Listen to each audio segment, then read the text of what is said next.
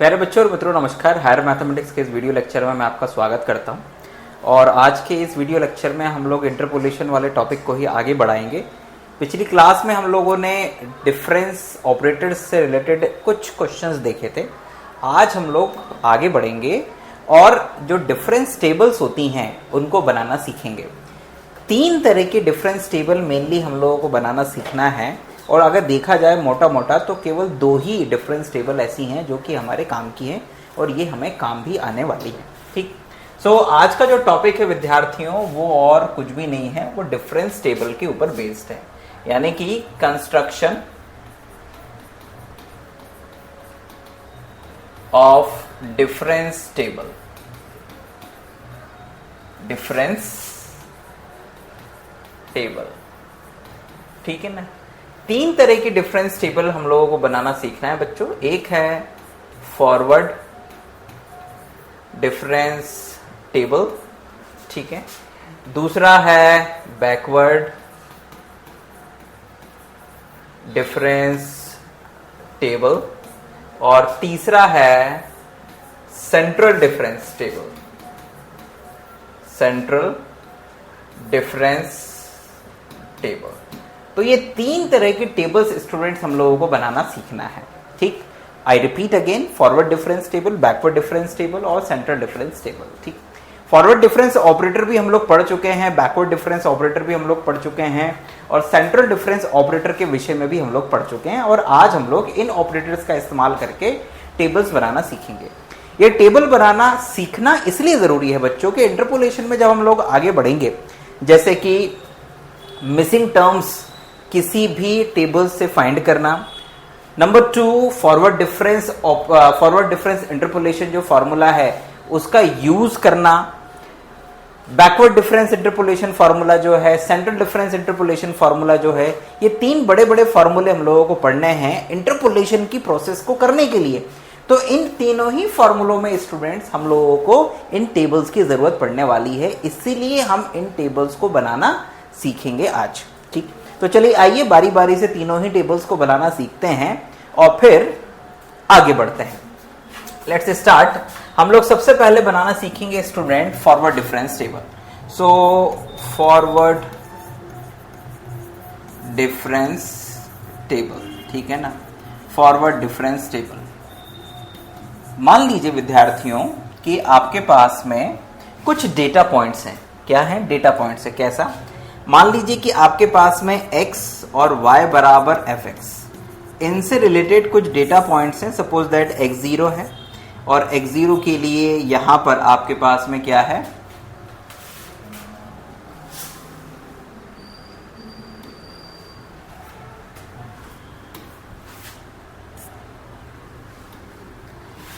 मान लीजिए कि x के करस्पॉन्डिंग आपके पास में y0 है। ये बेसिकली क्या होता है?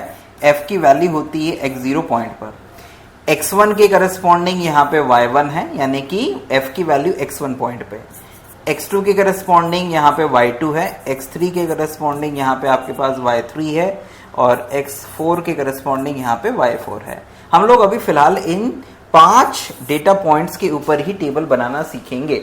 ध्यान दीजिएगा, x0 से स्टार्ट हुआ है, x4 तक गया है, तो कुल मिला के आपके पास में 5 वैल्यूज हैं x की और 5 ही वैल्यूज हैं y की।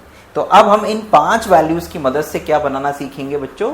डिफरेंस टेबल बनाना सीखेंगे। आई रिपीट, डिफरेंस टेबल बनाना सीखेंगे।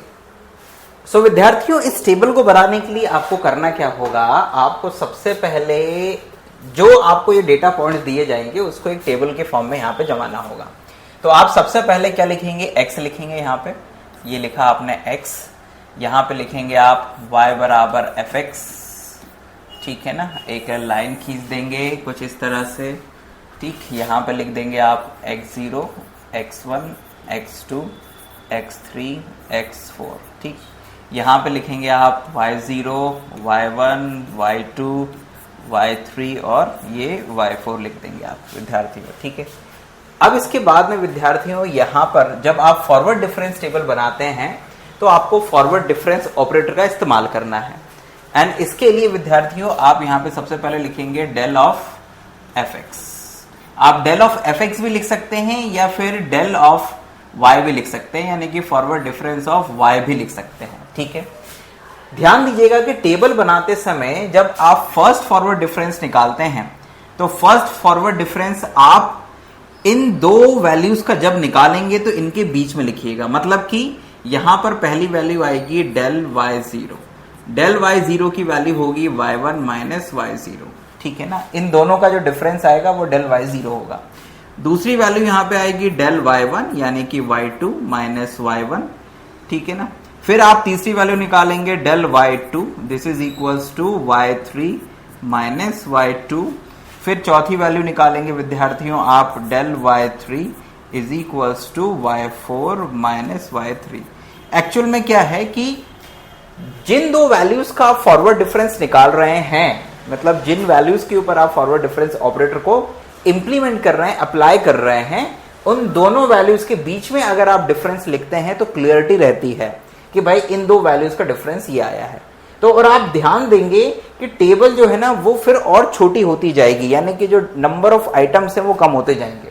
जैसे यहाँ पे कुल मिलाकर आपके पास में 5 वैल्यूज थी, 5 आइटम्स थे, यहाँ पर आपके पास में 4 हो जाएंगे, यानी कि एक कम हो जाएगा। ठीक है, तो this is your first forward difference बच्चों। ठीक है ना, जब आप सेकेंड फॉरवर्ड डिफरेंस निकालने के लिए जाएंगे तो यहां पर आएगा आपके पास में डेल स्क्वायर y0, और इसकी वैल्यू कैसे निकालोगे बच्चों? इसकी वैल्यू आएगी del y1 minus del y0, ये कुछ इस तरह से, यानी कि इसमें से इसको घटा दो तो it's a del y1 minus del y0, कुछ ऐसे आएगी।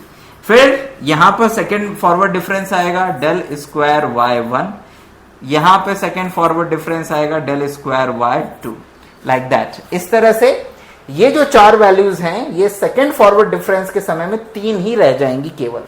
फिर इसके बाद में आप निकालेंगे विद्यार्थियों थर्ड फॉरवर्ड डिफरेंस। ठीक है ना, सो ये आपके पास में यहां पर जो वैल्यू आएगी वो आएगी डेल क्यूब y0, ठीक है ना, डेल 3y0, और यहां पे आ जाएगी डेल 3y1, यानी कि 3 जो वैल्यूज हैं अब वो केवल 2 रह जाएंगी। और इसकी वैल्यू क्या होगी बच्चों? इसकी वैल्यू होगी दिस माइनस दिस वन, इसकी वैल्यू होगी दिस माइनस दिस वन। ठीक है ना, बस नीचे वाले में से ऊपर वाले को माइनस कर देना है। ठीक है ना, नाउ जब आप फोर्थ वैल्यू निकालोगे डेल 4y, तो आपके पास में आ जाएगा यहां पे इट्स डेल 4y0। ठीक है ना, इट मींस दैट कि फॉरवर्ड डिफरेंस टेबल जब आप बनाते हैं तो ये जो फर्स्ट वैल्यू होती है ना बच्चों, ये फर्स्ट वैल्यू ही आपको लास्ट तक मिलेगी, और यही वैल्यू लास्ट में बची भी रहेगी। बाकी सारी की सारी जो नीचे की वैल्यूज हैं y1, y2, y3, ये सब धीरे धीरे खत्म होते जाएंगे और लास्ट में आपको यही वैल्यूज मिलने वाली है। सो ये फॉरवर्ड डिफरेंस टेबल की खासियत भी है जो आप लोगों को ध्यान भी रखनी है और ये आपके काम भी आनी है। फॉरवर्ड डिफरेंस टेबल बनाते समय क्या करना है बच्चों? नीचे वाली वैल्यूज में से ऊपर वाली वैल्यू को घटाते जाना है। ठीक है ना, और जो भी वैल्यू आप टेबल में आगे बढ़ा के लिखेंगे कोशिश करिएगा कि नेक्स्ट जो कॉलम बनाए उसका जो वैल्यू है वो पिछले वाले 2 वैल्यूज के बीच में रहे। तो आपका टेबल का जो शेप है ना वो कुछ इस तरह से ऐसे जाएगा, ट्रायंगुलर शेप में। ठीक है ना, क्लियर है? तो इस तरह से बच्चों बनाई जाती है क्या? Forward difference table. तो look at this forward difference table. Forward difference table में अगर आपके पास में ये 5 वैल्यूज दी हुई हैं y की, तो फोर्थ फॉरवर्ड डिफरेंस जो होगा ना वो यहां पर आके एक अकेला बचेगा, यानी कि कांस्टेंट वैल्यू आ जाती है आपके पास में। क्या आ जाती है? कांस्टेंट वैल्यू आ जाती है। इट मींस दैट बच्चों कि अगर आपके पास में 5 वैल्यूज हैं, है ना, या फिर आप इनपुट भी कह सकते हैं, 5 इनपुट्स हैं अगर आपके पास में, तो इन 5 इनपुट्स की मदद से आप फोर्थ डिफरेंस तक जा सकते हैं, और ये फोर्थ डिफरेंस जो आता है वो कांस्टेंट हो जाता है। इट मींस दैट कि अगर आप इन 5 इनपुट्स की मदद से इंटरपोलेशन करते हैं, फॉरवर्ड इंटरपोलेशन करते हैं, तो इनका फोर्थ फॉरवर्ड इंटरपोलेशन तो कांस्टेंट आएगा, और अगर आपने फिफ्थ भी निकाल दिया, है ना, जैसे कि ये y0 की बात मैं करूंगा, और y भी ले सकते हो, डजंट मैटर, तो ये कांस्टेंट आ जाएगा, और अगर आप फिफ्थ निकालने के लिए जाओगे तो फिर ये 0 आ जाएगा। बिकॉज फिफ्थ फॉरवर्ड डिफरेंस जो है वो 0 इसलिए आ जाएगा बिकॉज इसकी जो वैल्यू है वो क्या आएगी बच्चों, वो आएगी यही माइनस यही. इट मींस दैट कि this is equals to y1 minus y0. ठीक है ना. हालांकि क्या कहते हैं, जब आपका ये कांस्टेंट वैल्यू आ गई है तो ये वाली वैल्यू भी यही रहेगी कांस्टेंट फिक्स, और ये वाली वैल्यू भी कांस्टेंट रहेगी, इसलिए इसी में से यही वैल्यू माइनस आ जाएगी. That's why it become 0. ठीक है ना, क्योंकि उसके पीछे जो वैल्यू है वो है ही नहीं, एक ही वैल्यू बची है, तो उसमें से वही वैल्यू माइनस हो जाएगी. सो इस तरह से बच्चों ये फॉरवर्ड डिफरेंस टेबल जो है वो आपका बनता है. अब आ जाते हैं अपन लोग बैकवर्ड डिफरेंस टेबल के ऊपर कि भाई वो बैकवर्ड डिफरेंस टेबल कैसे बनता है. चलिए आइए बैकवर्ड डिफरेंस टेबल बनाते हैं.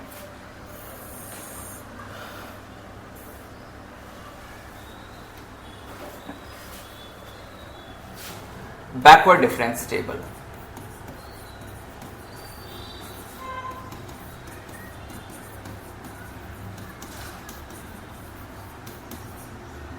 Backward difference table.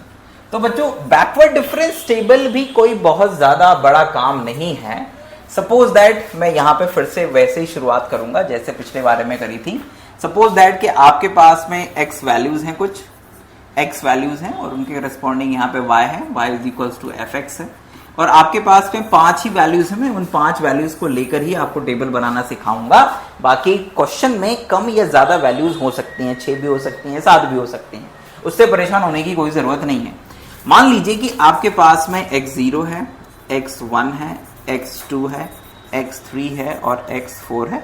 उसके करस्पॉन्डिंग आपके पास में y0 है, y1 है, y2 है, y3 है, y4 है. ठीक है ना, ये आपके पास में वैल्यूज हैं बच्चों. Now y is equal to fx, y0, y1, y2, y3, y4.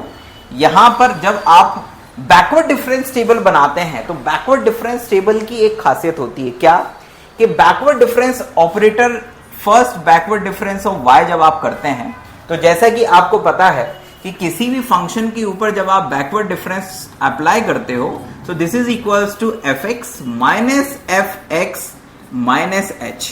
ये इसकी वैल्यू होती है. यानी कि बैकवर्ड डिफरेंस करस्पॉन्डिंग वैल्यू जिसके ऊपर अप्लाई हो रहा है. सपोज दैट कि अगर आप बैकवर्ड डिफरेंस अप्लाई कर रहे हो y2 के ऊपर तो ये y2 में से y1 को माइनस करेगा, यानी कि उसके पहले उस करस्पॉन्डिंग वैल्यू प्रेजेंट वैल्यू में से प्रीवियस वैल्यू को माइनस करेगा. इसीलिए जब बैकवर्ड डिफरेंस टेबल बनाई जाती है ना तो हमेशा नीचे से उसको शुरू किया जाता है. क्यों? क्योंकि अगर आप यहां से शुरू करोगे मतलब y0 से शुरू करोगे तो y0 में से इसके पहले वाली वैल्यू तो कोई है ही नहीं, तो कैसे घटाओगे. तो इसीलिए वो टेबल हमेशा यहां से शुरू किया जाता है वैल्यूज बनाना. तो यहां पर आप सबसे पहला बैकवर्ड डिफरेंस जो निकालते हो वो del backward difference of y4 निकालते हो. तो ये आता है आपके पास में y4 minus y3. I repeat y4 minus y3. जब आप बैकवर्ड डिफरेंस ऑफ y3 निकालते हो तो ये आपके पास आता है y3 माइनस y2. जब आप बैकवर्ड डिफरेंस निकालते हो किसका, y2 का, तो आपके पास में आता है y2 माइनस y1. जब आप बैकवर्ड डिफरेंस निकालते हो y1 का तो आपके पास आता है y1 माइनस y0. इसके ऊपर फिर आप नहीं निकाल पाओगे. ठीक है ना. अब आप ये कहोगे कि सर जो आपने फॉरवर्ड डिफरेंस टेबल बना के हमें दिखाया था लगभग वैसा ही तो है, वैल्यूज तो वही हैं. ठीक है ना, बिल्कुल सही बात है. लेकिन चेंज क्या होगा इस टेबल में आप लास्ट में आके देखना. ठीक है ना, कि आपको क्या मिलता है. ठीक, तो यहां पर आपने देखा कि 5 वैल्यूज थी, 4 ही बची है ना. लगभग डिफरेंस वही है. ये जो है वो फॉरवर्ड डिफरेंस ऑफ y0 है. अगर आप प्रीवियस टेबल से कंपेयर करें तो ये del forward difference of y0 है, ये फॉरवर्ड डिफरेंस ऑफ y1 है, first forward difference of y2 है, first forward difference of y3 है. लेकिन बैकवर्ड डिफरेंस में इनके नाम बदल जाते हैं बच्चों. ठीक है ना, और नाम का बहुत इंपॉर्टेंस है, सिंबल्स का बहुत इंपॉर्टेंस है, और आखिरी में क्या बचा रह जाएगा ये भी बहुत इंपॉर्टेंट है. अगर आप ध्यान से देखें तो यहाँ पे फॉरवर्ड डिफरेंस ऑफ y0 खत्म हो गया है ही नहीं, y0 ही नहीं है, यहाँ पर y4 है और खत्म कहां पर हो गया, y1 पे. वहां पे y0 से शुरू होता था और y3 पे खत्म हो रहा था. मतलब नीचे से वैल्यूज कम होती जा रही थी, खिसकता जा रहा था. यहां पर ऊपर से कम होता जाएगा क्योंकि ये बैकवर्ड डिफरेंस है. इसमें नीचे वाली जो वैल्यू है वो लास्ट तक एग्जिस्ट करेगी। अब आप सेकेंड बैकवर्ड डिफरेंस बनाएंगे, सॉरी मैंने फॉरवर्ड डिफरेंस लिख दिया। तो the second backward difference of y is equals to आएगा del square second backward difference of y4। तो this is equals to what, ये माइनस ये, यानी कि backward difference of y4 minus first backward difference of y3। मतलब इसमें से आप इसे माइनस कर दो तो आपके पास में ये वैल्यूज हो जाएगी, ये वैल्यू हो जाएगी। उसी तरह से सेकंड बैकवर्ड डिफरेंस ऑफ आप y3 निकालोगे तो कैसे निकालोगे, this one minus this three. For second backward difference of y2 निकालोगे तो y2 माइनस y1, यानी कि first backward difference y2 minus first backward difference of y1, इसमें से ये माइनस कर दीजिएगा, ठीक है ना। तो आपके पास में ये वाली वैल्यू भी जाएगी। तो 5 आपको वैल्यूज इनपुट में थी, 4 रह गई बैकवर्ड, फर्स्ट बैकवर्ड के बाद सेकंड बैकवर्ड के बाद में 3 रह गई। जब आप third backward difference of y निकालने के लिए जाओगे तो यहां पर आपकी पहली वैल्यू आएगी third backward difference of y4, this one minus this one, ठीक है ना, वो आप लोग लिख सकते हो, लिख लेना। फिर third backward difference of y3 निकालने के लिए जाओगे तो ये माइनस ये आएगा, तो केवल 2 रह जाएंगी अब। फिर इसके बाद में विद्यार्थियों ये थोड़ा मिटाना पड़ेगा, मिटा देते हैं। फिर इसके बाद में last backward difference, fourth backward difference of y, तो आपके पास यहां पे आएगा fourth backward difference of y4। So this is equals to this one minus this one. So ये आपके पास में 2 वैल्यूज आएंगी, ठीक है विद्यार्थियों। तो अगर आप ध्यान से देखें कि तो जब हम लोग बैकवर्ड डिफरेंस टेबल बनाते हैं तो बैकवर्ड डिफरेंस टेबल में जो लास्ट वैल्यू अपने पास में बचती है वो बचती है fourth backward difference of y4 and that one is constant value. ये आपके पास में एक कांस्टेंट वैल्यू आ जाती है, ठीक है ना। और उसी तरह से अगर आप इस फोर्थ बैकवर्ड डिफरेंस के बाद fifth backward difference of y4 निकालते हैं तो इट बिकम 0, तो ये 0 हो जाता है विद्यार्थियों। तो इस तरह से आपके पास में बैकवर्ड डिफरेंस टेबल जो है वो बन जाती है। बैकवर्ड डिफरेंस टेबल नीचे से बनाना शुरू करिएगा तो आप सही सही बना पाओगे। सिंबॉलिकली क्या वैल्यू आ रही है, बैकवर्ड डिफरेंस किसका निकाला जा रहा है, ये भी आपको क्लियर रखना पड़ेगा। और बैकवर्ड डिफरेंस में ध्यान दीजिएगा, जो भी लास्ट वैल्यू होती है वही लास्ट तक बची रहती है टेबल में और कांस्टेंट पर आके रुक जाती है। और अगर आप उसके बाद का भी डिफरेंस निकालोगे तो इट बिकम 0। क्लियर है? यानी अगर आपके पास में yn है तो उसका nth जो बैकवर्ड डिफरेंस है वो कांस्टेंट आएगा, और इसके बाद में अगर आपने निकालने की कोशिश करी तो वो 0 हो जाएगा बच्चों। सेम चीज फॉरवर्ड डिफरेंस के साथ भी होती है कि अगर आपके पास में n वैल्यूज हैं y की तो nth डिफरेंस जो है वो तो आ जाएगा कांस्टेंट, और इसके बाद में अगर आपने निकालने की कोशिश करी तो दिस बिकम 0। ये आपके पास में क्या आ जाएगा बच्चों, 0 आ जाएगा। तो ये आपका बैकवर्ड डिफरेंस टेबल यहां पर इस तरह से बन जाता है। अब आ जाते हैं लास्ट सेंट्रल डिफरेंस के ऊपर कि सेंट्रल डिफरेंस टेबल भाई कैसे बनता है। तो let's start the central difference table. अब आ जाते हैं बच्चों सेंट्रल डिफरेंस टेबल के ऊपर। तो टेबल बनेगी लगभग वैसे ही, बस थोड़ा सा चेंजेस कहां पर आता है, चेंजेस आता है जब आप सिंबल यूज करते हो, दैट्स ऑल। बाकी और कुछ भी नहीं है, केवल सिंबल का खेल है। और बाकी वैल्यूज हमेशा टेबल में नीचे वाली में से ऊपर वाली माइनस होती है, बाकी और कोई चेंजेस नहीं रहता, बस सिंबल के थोड़े से चेंजेस आ जाते हैं। तो द सेंट्रल डिफरेंस टेबल बनाते हैं बच्चों हम लोग। सेंट्रल डिफरेंस टेबल, ठीक है। So what is the central difference table, बनेगी कैसे? Look at this. Suppose that central difference की डेफिनेशन अगर आपको याद हो कि del of F X is equals to F X plus H by two minus F X minus H by two, ये value होती थी। और इस तो ये सेंट्रल डिफरेंस की डेफिनेशन होती है, इस तरह से सेंट्रल डिफरेंस काम करता है। अब मेनली टेबल जब हम बनाएंगे तो वैल्यूज तो अपने को वैसी दी जाएंगी जैसे कि फॉरवर्ड और बैकवर्ड में हम लोगों ने यूज करी है। तो सपोज दैट विद्यार्थियों आपके पास में एक x, आपके पास में x के लिए कुछ वैल्यूज हैं यहाँ पर। सपोज दैट आपके पास में x0 है, x1 है, x2 है, x3 है, x4 है, वही 5 वैल्यूज अपन लोग लेते हैं।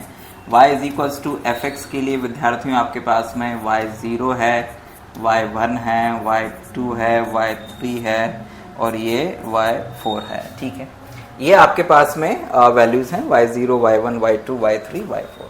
नाउ विद्यार्थियों कि जब आप फर्स्ट सेंट्रल डिफरेंस निकालेंगे, first central difference of y, तो लुक एट दिस, यहां पर आप लिखेंगे सिंबॉलिकली, यहां पर जो वैल्यू आएगी वो आएगी डेल y हाफ। ठीक, ये वाली वैल्यू आएगी डेल y हाफ। ठीक है ना,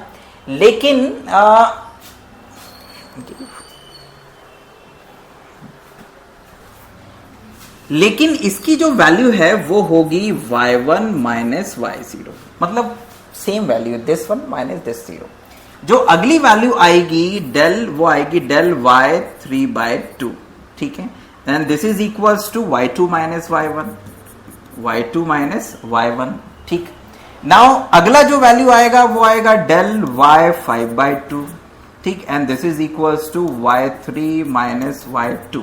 ठीक है, अगली जो वैल्यू आएगी वो आएगी del y7/2 and this is equals to y4 minus y3। ये आएगा सेंट्रल डिफरेंस टेबल का first column and this is called the first central difference of y values. ठीक है ना, first difference. Now the second difference, इसको आप first difference भी कह सकते हैं और हर टेबल में आप इसको फर्स्ट डिफरेंस ही कहेंगे बच्चों। ठीक है ना, now the second difference, second difference यानी कि डेल स्क्वायर y। तो जब सेकंड डिफरेंस निकालने के लिए जब आप जाएंगे विद्यार्थियों, तो आपके पास में जो सेकंड डिफरेंस के पहला टर्म आएगा वो आएगा व्हाट, वो आएगा आपके पास में डेल स्क्वायर y1। ठीक है ना, वो आएगा del square y1, this is your first value.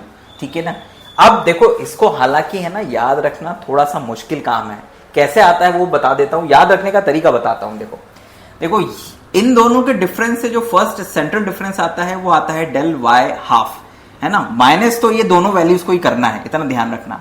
लेकिन ये कैसे हाफ आएगा, आप ऐसे लिख सकते हो कि 1 + 0 divide by 2 is equals to half. फिर उसके बाद 2 + 1 divide by 2 3/2, 3 + 2 is equals to 5 divide by 2 5/2। मतलब ये जो नीचे सफिक्स लिखे हैं ना y के, इनको ऐड करके 2 से डिवाइड कर दोगे तो यहां पर y के साथ क्या सफिक्स लगाना है वो आ जाएगा। और बाकी फर्स्ट डिफरेंस कर रहे हो तो एक बार डेल आएगा, जब सेकंड डिफरेंस करोगे फॉर सेंट्रल डिफरेंस तो डेल स्क्वायर आएगा।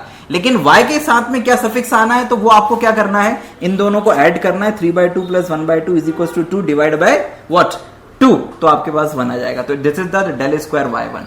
अगला क्या आएगा, यहां पर आएगा डेल स्क्वायर, इन दोनों को ऐड करो 3/2 5/2, तो ये 2.5 और ये 1.5 मिलके 4 हो जाएगा, 2 से डिवाइड करोगे 2 आएगा। तो this is del square y2। इन दोनों का डिफरेंस ध्यान देना, इस वैल्यू में से इसको माइनस करोगे तो डेल स्क्वायर y2 आएगा। लुक एट दिस, है ना, दो वैल्यूज के बीच में अगर लिखा है तो नीचे वाली में से ऊपर वाली को माइनस कर देना है तो ये वैल्यू हो जाएगी, इसमें से ये माइनस कर दोगे तो ये वाली वैल्यू हो जाएगी। ठीक, लेकिन सिंबॉलिकली वो क्या रिप्रेजेंट करेगी यहां पर ये तुम्हें समझना है। ये वाली वैल्यू निकालने के लिए जाओगे तो this is del 3, not del 3, it's del 2, del 2y3। ठीक है ना, y1 y2 y3 ये आपके पास में वैल्यू हो जाएगी। ठीक, कैसे आएगी, इसमें से इसको माइनस करो। जब आप थर्ड सेंट्रल डिफरेंस निकालेंगे तो यहां पर फर्स्ट वैल्यू क्या आएगी, वो आएगी डेल 3y। अब लेकिन यहां पर इसका सफिक्स क्या आएगा, ठीक है ना, सफिक्स आएगा इसका 2 + 1 3 डिवाइड बाई 2, तो कितना आ जाएगा 3/2 आ जाएगा, यानी कि 1.5। तो यहां पर आएगा 3/2, यानी कि थर्ड डिफरेंस y 3/2। ये सिंबल वैल्यू है बस केवल, लेकिन इसकी वैल्यू निकालने के लिए जाओगे तो कैसे करोगे, इसमें से जो भी ये वैल्यू आएगी इसमें से इसे माइनस कर देना तो ये वाली वैल्यू हो जाएगी। यहां पर क्या आएगा third central difference value of y what, symbolically क्या होगा 3 + 2 5 डिवाइड बाय 2 5/2, तो यहां पर आ जाएगा आपके पास में 5/2। ये कुछ इस तरह से आएगा बच्चों। सिंबॉलिकली बता रहा हूं कि सिंबॉलिकली टेबल में जो सेंट्रल डिफरेंस के साथ में y है उसका सफिक्स क्या आएगा। सेंट्रल डिफरेंस में यही चीज इंपॉर्टेंट है बस, और कुछ भी नहीं है, ये कहां पर क्या वैल्यू आने वाली है। हालांकि इसको ज्यादा परेशान होने की कोई जरूरत नहीं है, आपको बस ये ध्यान रखना है कि इसकी वैल्यू क्या होगी, इसकी वैल्यू ये होगी। हालांकि आप चाहो तो इसको this is equals to what, this is equals to del y0, this is equals to del y1, this is equals to del y2, this is equals to del y3, ठीक है ना। और उसी तरह से अगर आप यहां पे चले जाएंगे तो ये जो वैल्यू आ रही है वास्तव में ये और कुछ भी नहीं है, ये है del स्क्वायर y0, ये है del स्क्वायर y1, ये है del स्क्वायर y2। इसको इसकी जो वैल्यू आ रही है वो इसमें से इसे माइनस कर रहे हो ना, तो अल्टीमेटली ये है क्या del 3y0 del 3y1, और कुछ भी नहीं है बच्चों। मतलब कि ये सारी जो सेंट्रल डिफरेंस से जो वैल्यूज निकल रही है सिंबॉलिकली ये किसी ना किसी फॉरवर्ड डिफरेंस टेबल की किसी वैल्यू के बराबर है, राइट, और कुछ भी नहीं है ये। Fourth forward difference, sorry central difference निकालने के लिए जाओगे, so what is the central difference of fourth central difference, आपके पास में ये आ जाएगा fourth central difference of y and this is equals to fourth central difference of y। लेकिन नीचे सफिक्स में क्या लिखना है, ट्राई टू अंडरस्टैंड। 3/2 + 5/2, तो दिस इज 2.5 और ये 3/2 5/2 ये हो जाता है आपका 4 हो जाता है, और 4 डिवाइड बाय 2 तो यहां पे 2 आएगा। तो this is the fourth central difference of y2, और इसकी जो वैल्यू है वो आएगी दिस माइनस दिस वन। और टेक्निकली अगर देखा जाए तो ये जो वैल्यू है ये बराबर है, कहां जा रहा है भैया, मत जा इधर उधर, हाँ ये बराबर है fourth forward difference of y0 के, ठीक है ना, टेक्निकली अगर देखा जाए तो। विद्यार्थियों इस तरह से सेंट्रल डिफरेंस टेबल बनाई जाती है। आप लोगों को इसमें जो ध्यान रखना है वो ध्यान रखना है केवल इन सिंबल्स को, ये जो सिंबल्स है ना बस इनको ध्यान रखना है। बाकी न्यूमेरिकली तो ये किसी ना किसी फॉरवर्ड डिफरेंस या बैकवर्ड डिफरेंस टेबल की मदद से निकाले जा सकेंगे इजीली, लेकिन सिंबॉलिकली कौन कहां पर है ये हमें टेबल में पता होना चाहिए।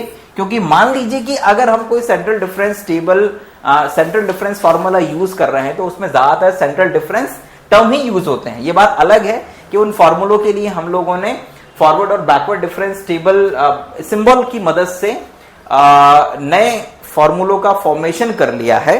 सेंट्रल डिफरेंस फॉर्मूलों का ही फॉरवर्ड और बैकवर्ड सिंबल्स की मदद से हमने फॉर्मेशन कर लिया है, और हम उन फॉरवर्ड डिफरेंस टेबल और बैकवर्ड डिफरेंस टेबल से सेंट्रल डिफरेंस फॉर्मूलों को कैलकुलेट कर सकते हैं, ठीक है ना। लेकिन फिर भी नॉलेज के लिए कह सकते हो कि हमें पता होना चाहिए। हालांकि फॉरवर्ड और बैकवर्ड अगर किसी को आता है तो वो सब कर लेगा, ठीक है ना। तो विद्यार्थियों आज के इस वीडियो लेक्चर में हम लोगों ने केवल और केवल टेबल्स बनाना सीखा, फॉरवर्ड डिफरेंस टेबल बनाना सीखा, बैकवर्ड डिफरेंस टेबल बनाना सीखा और सेंट्रल डिफरेंस टेबल बनाना सीखा। उम्मीद करता हूं कि आप लोगों को ये टेबल्स बनाना समझ में आ गया होगा। नेक्स्ट वीडियो लेक्चर जो रहेगा विद्यार्थियों उसमें हम लोग इन टेबल्स की मदद से खासकर फॉरवर्ड और backward not backward missing terms निकालना सीखेंगे फॉरवर्ड डिफरेंस टेबल की मदद से। यानी कि आपको ये जो डेटा दिया जाता है, ठीक है ना, आपको कुछ डेटा दिया जाएगा, उसमें हो सकता है कि y1 ना दिया जाए, y3 ना दिया जाए, तो उस केस में आप लोग कैसे क्या कहते हैं उस टेबल की मदद से जो मिसिंग टर्म्स हैं, y की वैल्यू मिसिंग है, उनको कैसे निकालोगे ये हम लोग सीखेंगे। यानी कि अगला जो क्लास होने वाला है वो मिसिंग टर्म्स को लेकर होने वाला है विद्यार्थियों को, ठीक है। तो चलिए आज की क्लास को हम लोग यहीं पे समाप्त करते हैं। उम्मीद करता हूं कि ये जो वीडियो लेक्चर है वो आप लोगों के लिए लाभदायक रहा होगा, ठीक। अपना ध्यान रखिए, खुश रहिए, खूब पढ़ाई करिए, माता पिता का सम्मान करिए, छोटों को अच्छी अच्छी चीजें सिखाइए और आप भी अच्छी अच्छी चीजें सीखते रहिए। राष्ट्र और माता पिता से बढ़कर कुछ भी नहीं होता है, उनका हमेशा सम्मान करिए और अच्छा अच्छा सोचते रहिए अपने राष्ट्र के लिए, ठीक है ना। जब आप अच्छा सोचेंगे तो अच्छी आने वाली पीढ़ियों को वो ट्रांसफर होगा और आपका देश खुशहाल बनेगा। जय हिंद, वंदे मातरम।